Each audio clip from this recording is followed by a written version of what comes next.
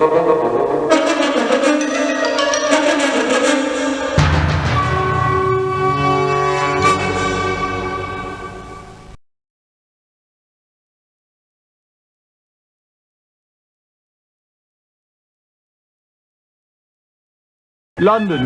is not a beautiful city. Under the soot that covers its buildings is a teeming mass of 4 million souls trying to survive, mostly off of each other. We see it in the paper every day. Thankfully, we have the London Times to keep us informed of all these troubling activities with an unbiased eye and razor-sharp accuracy. We find this publication to be of invaluable assistance in our investigations, and I'm sure you will as well. Among the forces of evil which run rampant in this city, there are also, thankfully, two groups of individuals who will aid us in our cause. As we do, they attempt to right wrongs and restore harmony and civility to the streets of London. The first of these groups is a ragtag association of young ruffians. I call them the Baker Street Irregulars. Don't let them fool you. They may be scruffy and ill-bred, but they are on the right side of the law. They can go everywhere, see everything, and overhear everyone. They are my eyes and ears in the streets of London, unquestionably a tremendous asset in our work. They will help us in our investigations if they can. The other group is a far more civilized collection of gentlemen and institutions. I call them the Baker Street Regulars. They, too, will be extremely useful in our work. At the start of any investigation, do keep in mind that it is a capital mistake to theorize before one has data. Unwittingly, one begins to twist facts to suit theories instead of theories to suit facts. The people and places to whom I will now introduce you will help us to collect the facts. May we use them wisely. Come, the game's afoot.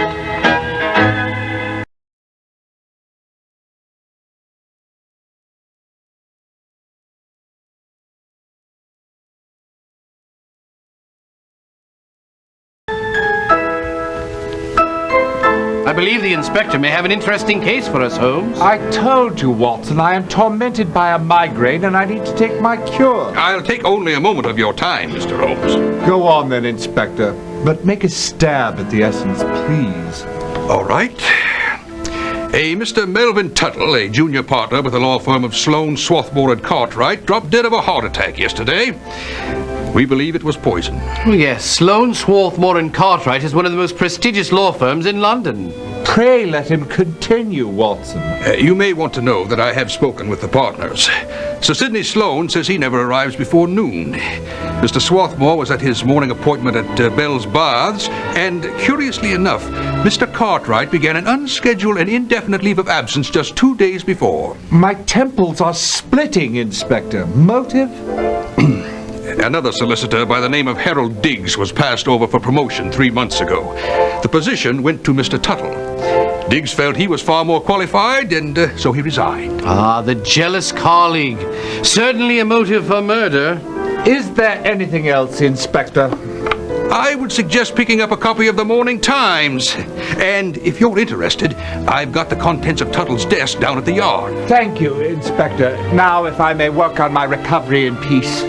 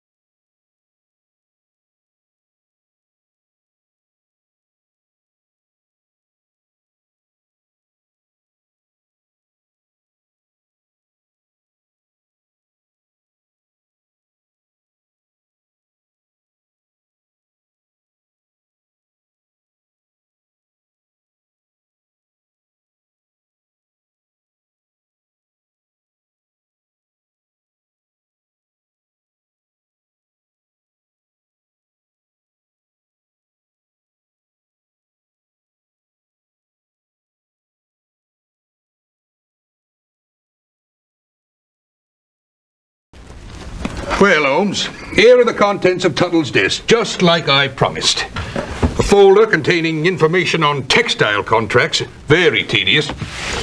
2 trust files with lists of properties, stocks and bonds. One for the British Museum and one for a Richard Mainhart. And a list of various properties that they owned at one time or another. Disraeli O'Brien's name's on top. What's this? A key from Bell's Baths. And 1 gold locket, which says, to VM with love, MT. How sweet. Is there a label on the box? Yes, J.W. Benson Limited. Curious.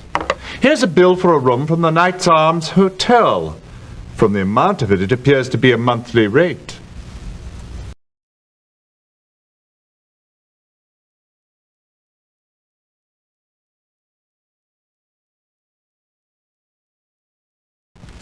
Tuttle, that popinjay! Papa, please! Virginia, that will be quite enough. Tuttle had the unmitigated gall to ask for my daughter's hand in marriage, and I forbade her to see him. She has had utterly no contact with him since. That I can assure you. That's not true! You defied my orders?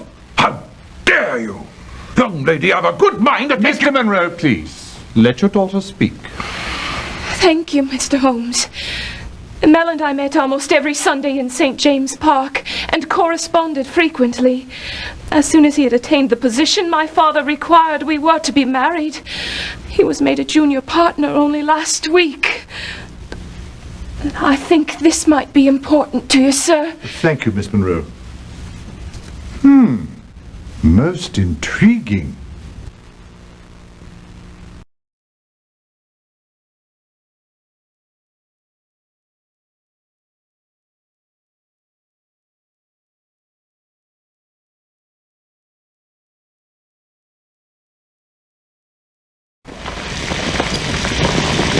Professor Murray? Whitson! Holmes! What are you 2 young sleuths working on today? The Melvin Tuttle case, and it's Holmes and Watson, sir. That's what I said, didn't I? And now, the Yard delivered a whole pile of evidence for this one. Toffee, tea, tobacco, pipe. Sounds like my breakfast this morning. Although right now I'd prefer some fish and chips. What did you discover, H.R.? Toffee. C12H22 oil 93%. Layman's terms. Did you discover any poison? The toffee and the tobacco were merely toffee and tobacco. Now the tea contained the slightest trace, but more significantly, there was a higher concentration on the lip of the cup. What about the pipe? The tip of the stem. What sort of poison is it, Professor? China berry, a paralyzing nerve poison. Just traces can stop the hurt permanently. Smells faintly of lilac. But you might read up on it in a book at the London Library. Where would one obtain such a poison, Professor? One might strike up an acquaintance with a South Sea Aborigine. It is not then readily available in London. No. Thank you, Professor, for your time. How much time was it, gentlemen?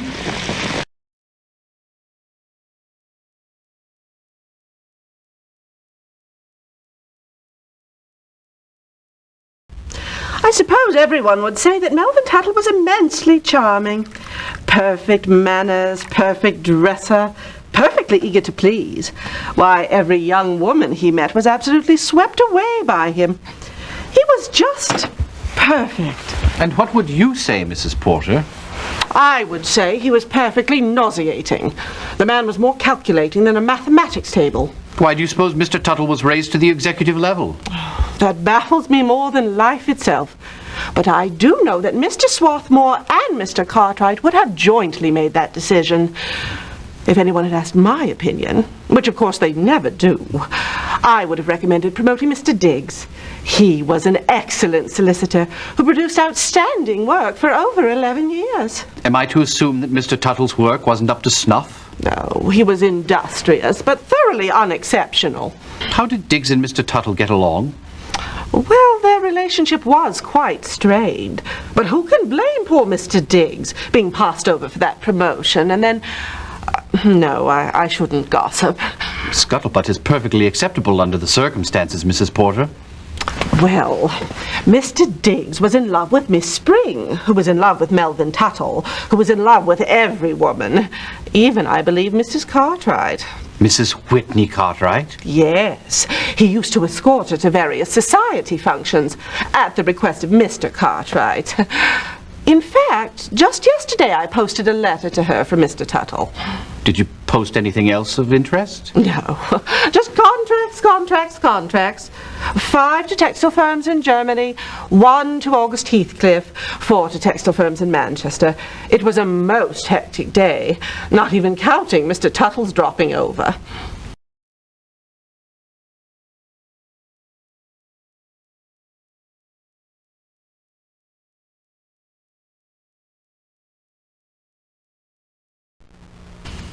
My word, someone was looking for something. And it appears that perhaps they didn't find it. Look, Holmes, correspondence from Mrs. Cartwright, dated 22 June. Darling, I cannot believe that it is over. Please, please come to see me. I love you beyond all caring, Fay. Heavens to mercy. What are those other letters, Watson? They all have the same return address, 25 Chichester Street, SW, from someone with the initial VM. They seem to be dated back as far as mid-December. Read one, Watson, will you? Certainly. This one's dated 10 March. Your high spirits Sunday give me great hope. I believe in you and know that you will one day overcome Father's objections. But if it should take longer than you would desire, know that I will wait for you. I will wait for you forever. Ginny. Good heavens, Holmes. I do believe young Tuttle was just a stud horse in disguise.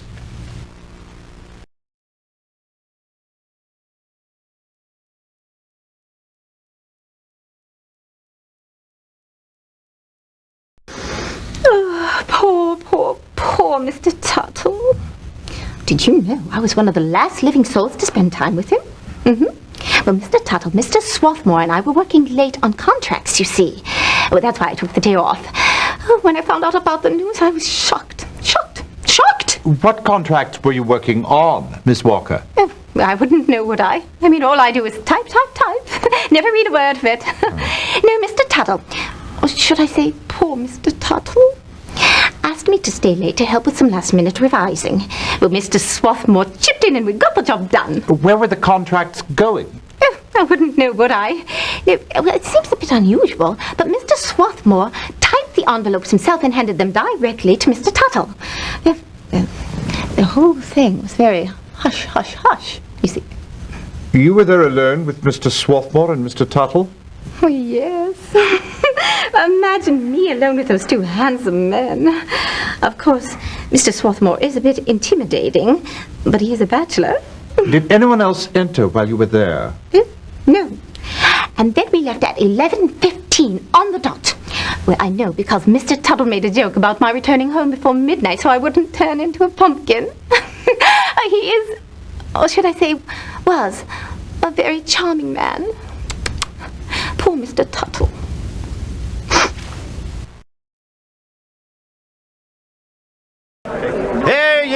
Hear ye! The Queen's Court stands in order!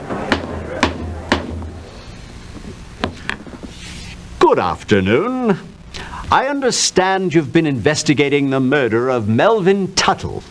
Truly a sordid affair. So tell me, who was the murderer? Please choose from either your notebook or the directory.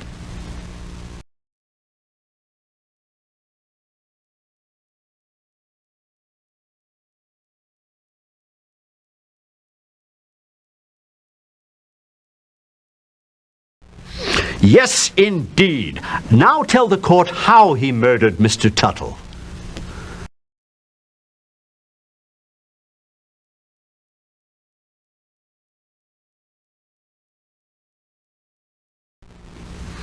Absolutely correct. Now, why did Swarthmore murder Tuttle?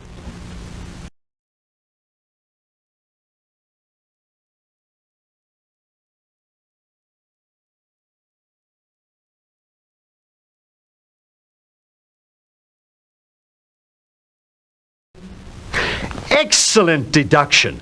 Now tell us who was Swarthmore's accomplice. And again, you may choose from your notebook or your directory.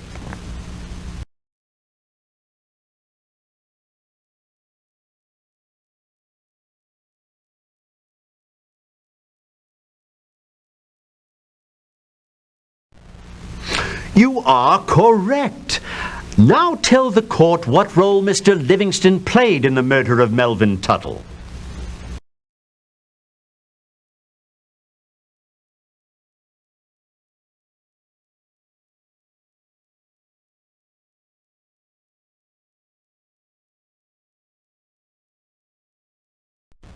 Fine job. Perhaps you should consider a teaching post at the Sherlock Holmes School of Deductive Reasoning. Thank you so much for solving the case. This court is recessed. Until next time, of course.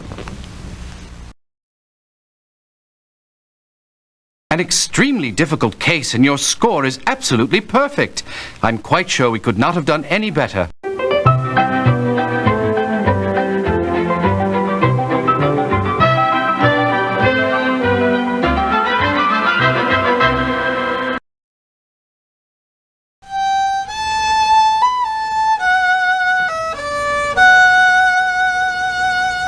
Another migraine coming on? No, I'm merely celebrating the end of the case of the Solicitous Solicitor. An early and tragic demise, wouldn't you agree, Holmes? I suppose. But I found his rapid rise to be far more significant. Whatever do you mean? 2.5 years from junior clerk to junior partner in one of the very best legal firms in London. And the man, as we discovered, was no genius. I was fascinated to understand the circumstances of his promotion. Mrs. Cartwright? Yes, that connection provided an interesting scenario. What began as a favor to Mr. Cartwright blossomed into an affair with his wife. Tuttle no doubt saw it as a golden opportunity for advancement and used his copious charms on her. Mrs. Cartwright in turn went to work on her husband, showering unstinting praise on Mr. Tuttle. Over a period of time, Mr. Cartwright, who thought the world of his wife, began to believe that a promotion was in order for Melvin Tuttle. The perfect scenario for murder. Husband discovers truth, takes an unscheduled leave of absence, plans and commits the crime. In another case, perhaps, but not in this one. You see, both Mr. Cartwright and Mr. Swarthmore were party to the decision to promote Tuttle. Well, why should Swarthmore decide in Tuttle's favor? What did Tuttle have on him? What made you first suspect Swarthmore? The envelopes. The envelopes? When we discovered that the chinaberry which poisoned Tuttle was found only in traces on the lip of the cup and the stem of the pipe, and even less in the tea and the tobacco, I was particularly interested in the fact that Mr. Swarthmore personally handed the contract envelopes to Tuttle for, shall we say, final licking. A brilliant if devious plan. Indeed. The murder weapon, as it were, was mailed away to be consigned to the nearest wastebasket. Unfortunately for Mr. Swarthmore, one was also posted locally. So I had the murderer and the method, but not the motive. By the way, Holmes, wherever did Swarthmore come by something as rare as chinaberry? That took a little imagination. And when I discovered it, it helped me to understand the motive. Cedric Livingston supplied the poison. More than likely, he brought it back from one of his sailing stints in the South Seas. Why would he want to be a party to a murder? Exactly. You see, the book that Virginia Monroe supplied brought it all into the light.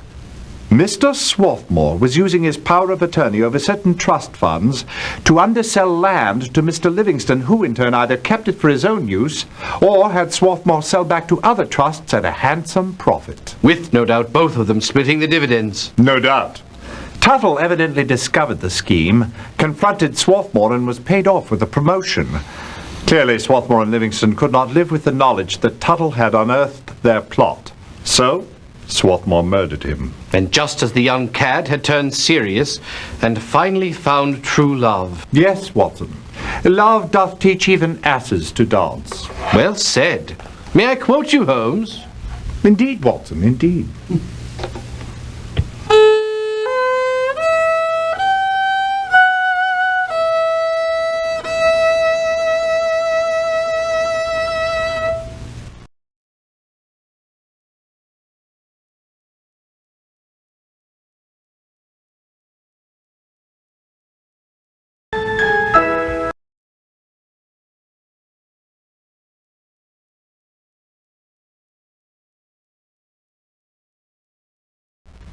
I spoke with Ellis, Holmes. He says he's drawing a blank on this one. Pity.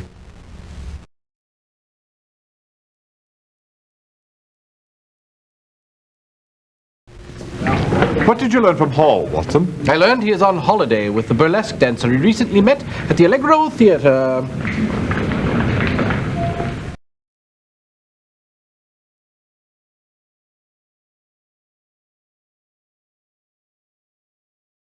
Evidently Paul Quinn is home today. He's come down with the hives. Oh, most undignified.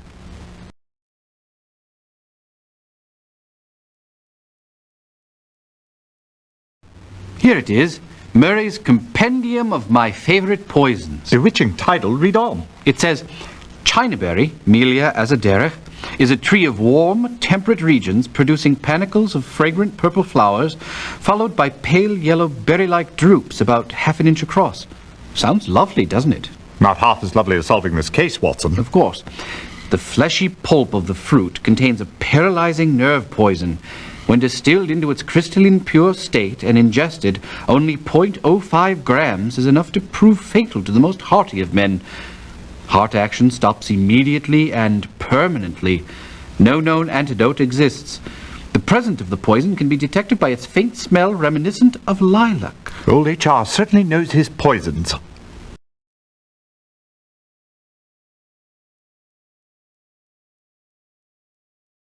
Can't say if the pen is mightier than the sword, but it most definitely is mightier than the scalpel. What can I do for you, Dr. Watson? I would like to know what you and your scalpel discovered during the autopsy of Melvin Tuttle. Now, let's see. Died of heart and respiratory failure, no disease present. I tested for many common poisons and could find no foreign substances. Of course, I know you realize many poisons are virtually undetectable unless you know what you're looking for. Of course. Say, Watson, I was going to run off and catch the cricket match. Care to join me? Tempting, Sir Jasper, very tempting.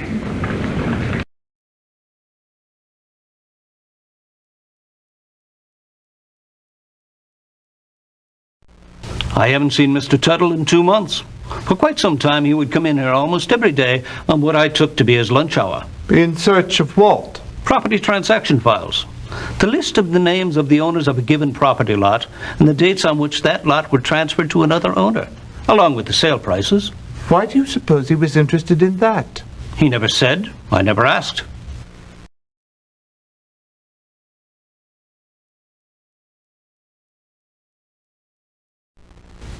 I could talk about the social doings of Messrs. Sloane, Swarthmore and Cartwright, but who would want to listen? They're a dull crowd all round. Bobby Pike. Well, if you insist.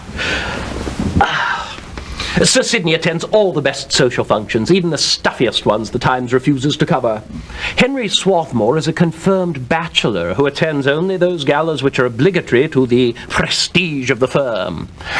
Whitney Cartwright is the forgotten man on the social scene. He habitually sends his wife, a very charming woman, in his stead.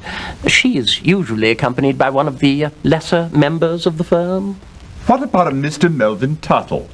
Most recently the steady escort of Mrs. Cartwright, which is highly unusual. You see, her previous escorts were rotated quite frequently. People were beginning to talk in whispers, of course. Were Mrs. Cartwright and Mr. Tuttle having an affair? Alas, I can only speculate. If they were, they broke it off some 3 months ago. Since that time, Mrs. C has returned to the quiet rotation of office personnel. Actually, Tuttle always struck me as a bit of a social climber, which gives their liaison even more sinister connotations.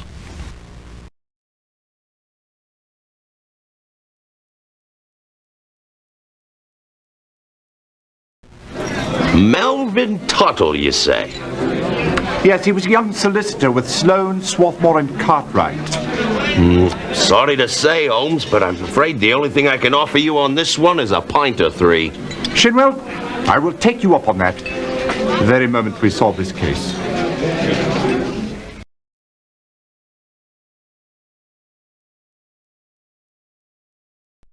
It appears Melvin Tuttle left no will. Let us carry on, then. Perhaps we have time to return home. Mrs. Hudson is serving currant buns for tea. Sorry, Watson. Until we solve this case, there will be no tea.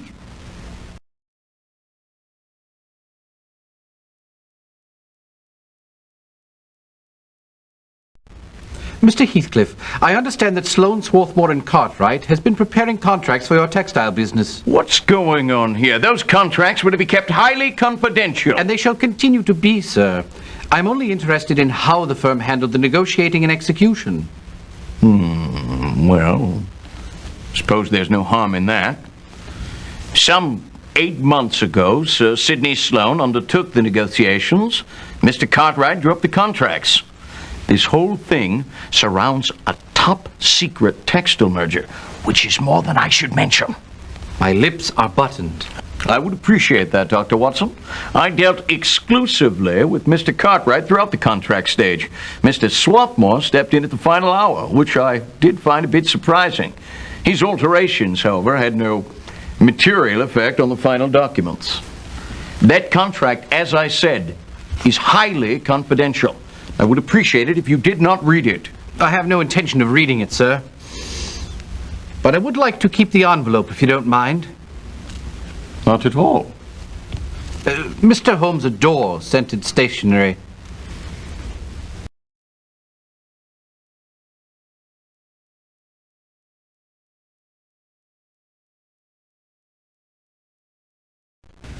What can I do for you, sir? I'm investigating the murder of Melvin Tuttle.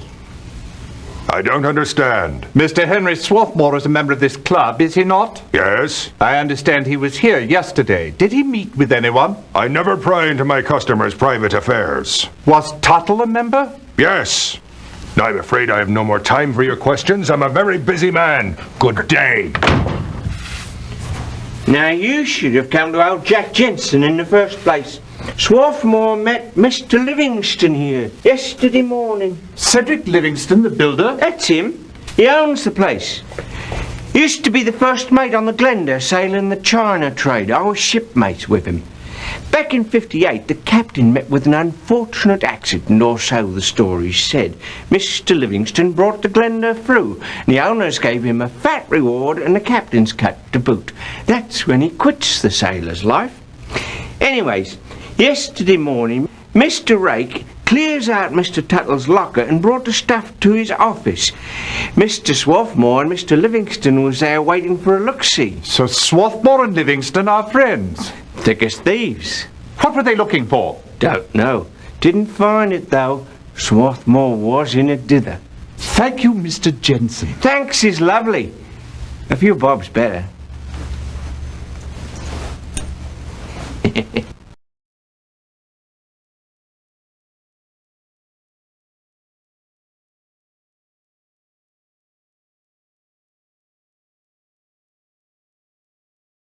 Melvin Tuttle made a rapid rise in our firm simply because he was qualified to do the job. We shall all miss him. Was it you who made the recommendation to promote him? No, Mr. Cartwright did. Well, why was Mr. Tuttle given a junior partnership over Mr. Diggs? Diggs proved unsatisfactory. Tuttle showed initiative, spirit, and a good sense of judgment. When did you last see Tuttle? We worked together the evening before his death to complete some important contracts. Did you provide your assistance at his request? No. Sir Sidney asked me to lend a hand when Mr. Cartwright quite inexplicably left the office. Can you shed any light on what caused him to leave so suddenly? No, not in the least.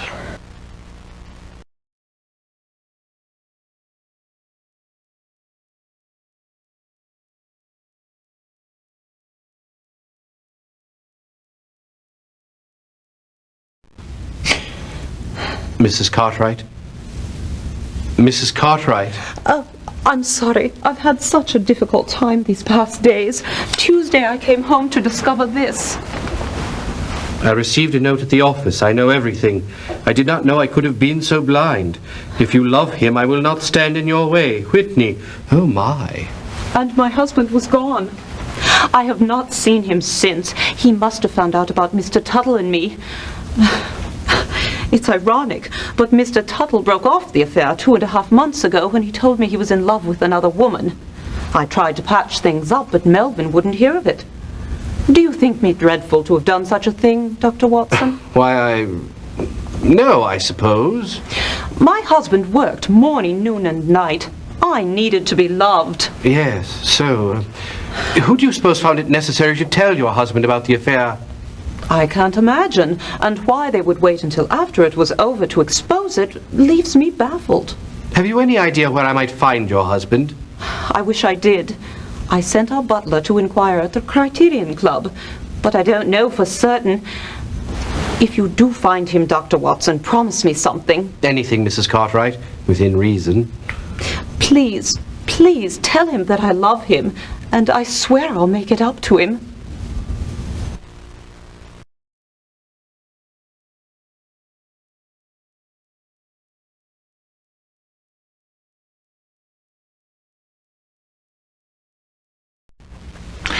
Mr. Cartwright has been with us since yesterday, remaining in his room the entire time and consuming not much more than the decanters of whiskey we have sent to his room.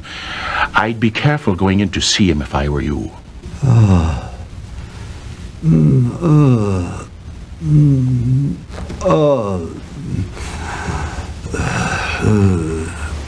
Mr. Cartwright, I've come to ask you some questions about the murder of Melvin Tuttle. What did you say? The murder of Melvin Tuttle? Yes. Can you tell me why you left the firm's offices so suddenly on Tuesday? I received a note. It was very distressing. Everything she needs has Mrs. C. Furs and jewels and ever empty. While the husband works, the wife will play, and thus runs the world away. I was completely blind to it, of course. All the hints I'd seen but did not recognize became clear. I was so wrapped up in my work. I went home to speak with my wife, but she was out. The longer I waited, the less courage I had to face her. And I somehow ended up here. Does my wife know of Tuttle's death? Yes. She said she loves you and will make it up to you. Perhaps we can make it up to each other.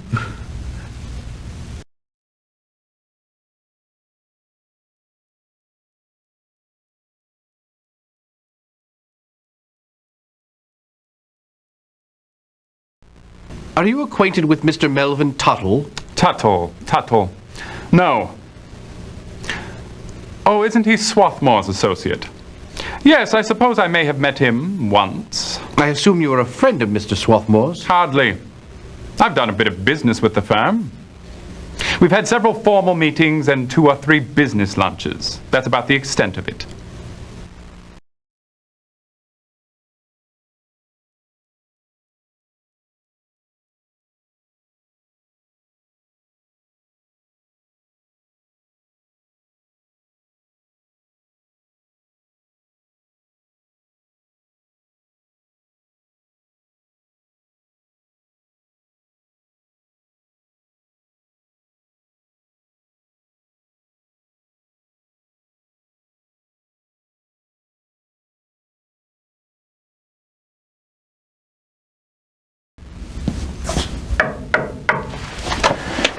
My good Dr. Watson, what brings you here today? Murder, I'm afraid.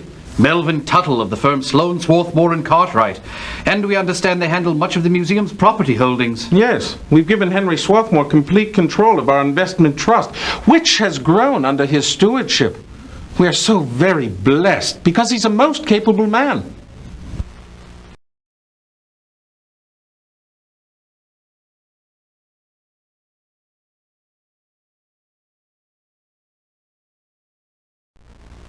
Mr. Tuttle was a very good customer. He bought dozens of gold-plated lockets, each time varying the inscription. It's a small wonder how a man keeps that many women straight. What of the diamond locket he purchased? He bought that last week. That one was solid gold, not plate. I believe he was finally getting serious about someone. Oh, how lovely for him. And too late.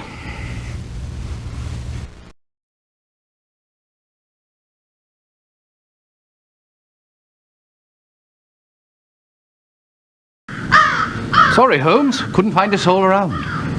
Pity.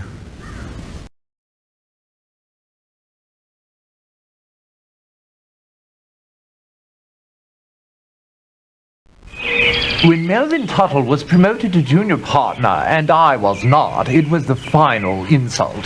He had only been there but 2 years. My work, I say quite immodestly, was superior. Clearly, my prospects with the firm were limited, so I resigned. Did you dislike Mr. Tuttle for only professional reasons? No, it was much more personal. I hold Miss Spring in high regard, and it pained me to see her so taken in by his glibness. Perhaps you should have tried to woo her with your beautiful roses. I tried that, sir, to no avail.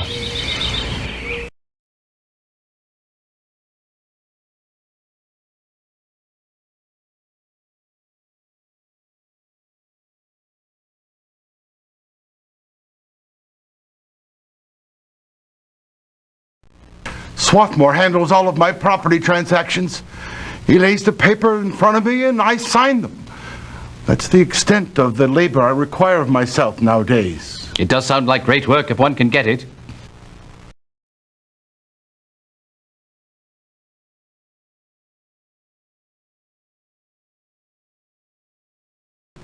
I'm afraid I have no business sense at all. Mr. Swarthmore takes care of everything for me. I feel blessed.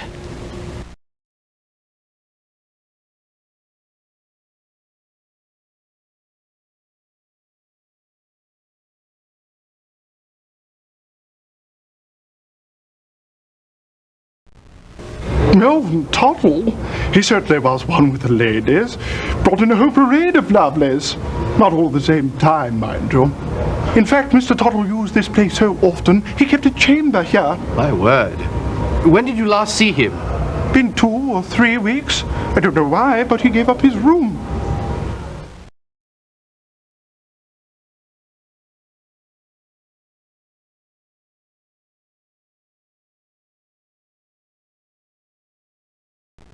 Mr. Swarthmore, Mr. Mainhart. Swarthmore, you say? Yes, Swarthmore. Well, he delivers papers and I sign them.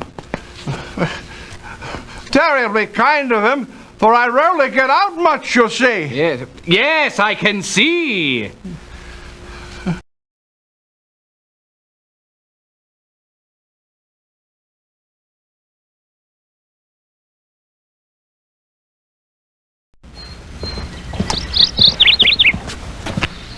My heavens, Holmes. The good doctor is off playing cricket. Well, let's not malinger then, Watson. It's not that important. I do hope my gout doesn't flare up today. Well, if it does, you can treat it yourself. You are a physician. But of course.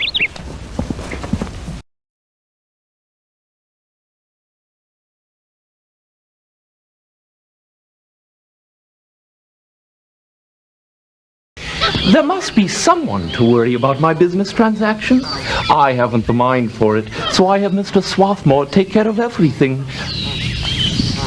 Do you suppose he's not doing a good job of it? Mr. Metcalf, that remains to be seen.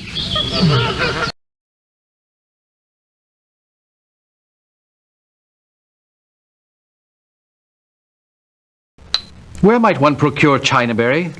Chinaberry? Oh, it's very rare. Why, I recall when I first started working here 40 years ago, we brought some in for a study and then disposed of it. Since that time, we have no record of it being brought into England. If you want to obtain some, it would have to be done illicitly. But I don't recommend it. It has a lovely name, but it's deadly poison.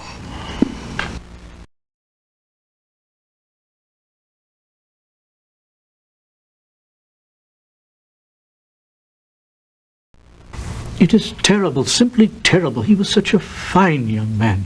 Consider me completely at your disposal, sir. Thank you, Sir Sidney. I am interested in Mr. Tuttle's promotions within the firm. Well, Swarthmore and Cartwright were responsible for those. You see, some 3 years ago, I partially retired from the firm. Do you know if Mr. Tuttle was qualified for the job? Oh, I trust Whitney and Henry's judgment implicitly. Do you know much about the contracts Mr. Tuttle was working on? Only the Heathcliff account. August Heathcliff, a prominent textile manufacturer. He asked me to conduct negotiations on an international merger. And when the preliminary work was completed, I turned things over to Mr. Cartwright. And Tuttle assisted him. I understand Mr. Cartwright left the firm's offices quite suddenly on Tuesday. Yes, evidently for personal reasons. Well, I was aware that the Heathcliff contracts were due to leave by the Morning Post, so I did talk to Tuttle about them. And he told me that he'd have no problem meeting the deadline because Miss Walker had agreed to stay late and assist him. Swarthmore appeared shortly after that and volunteered to work with them as well. Everything seemed to be in hand. Tell me about your meeting with Mr. Diggs on the day of his resignation. Harold Diggs was a fine, experienced solicitor of very high caliber, and he was quite insulted that the promotion went to Tuttle. Do you find the choice odd? Well, as I've explained, it was not my decision. Did Mr. Diggs threaten you or Mr. Tuttle in any way? No, heavens, no. Diggs was angry, but the thought of him threatening anybody is thoroughly ludicrous.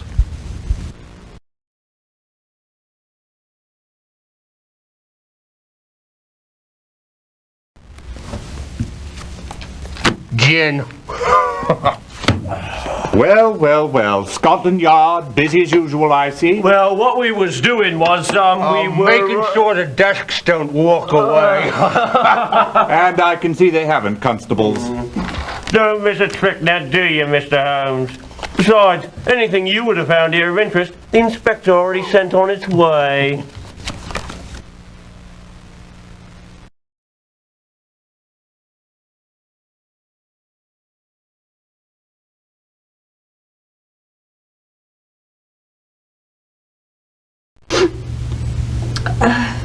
I arrived at the building a little before 9 o'clock yesterday morning. Mrs. Porter and I rode the lift together to the 4th floor. Mr. Tutt. There, Miss Spring. I know how difficult this must be. Melvin was in his office. While Mrs. Porter made tea, I went in to see him. It sounds as if your relationship with Mr. Tuttle was more than professional. We'd been seeing each other for 8 months, but he ended it last week. I was going to return this little gold locket that he gave me, but he wouldn't hear of it. Now it's all I have left. Did he tell you why he ended it? He'd fallen in love with another woman. What did you do after you saw him? Wept a bit. Then returned to my desk where I remained there until... Oh, buck up, Miss Spring. Sometimes a relationship is what happens when two people are waiting for something better to come along. You'll have your day. I just know you will.